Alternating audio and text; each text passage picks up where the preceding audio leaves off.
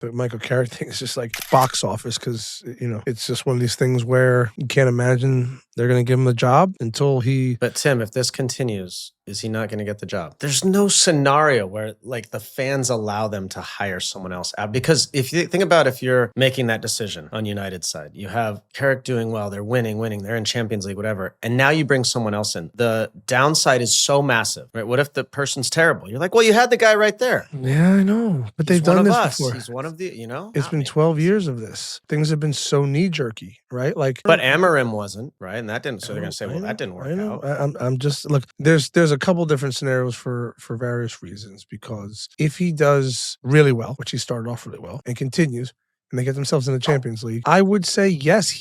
Michael Carrick himself would be able to knock on the board's door and say, guys, come on, I deserve part of this conversation. I wouldn't take that away from him. The board has to decide. They have to see it long term, and United hasn't been there for a long time in terms of that long term vision. And quite frankly, and again, I've been on record saying I like Michael Carrick a ton. I don't think he necessarily deserves the job. Well, I think they should go get a big manager, a Southgate, a Tuchel, a Poch, someone like that. But again, the problem is, and this is where I think it helps Michael Carrick, the reason Amarim left, we've talked about this, is because he wanted to be the manager, not the head coach. He didn't want to be dictated to.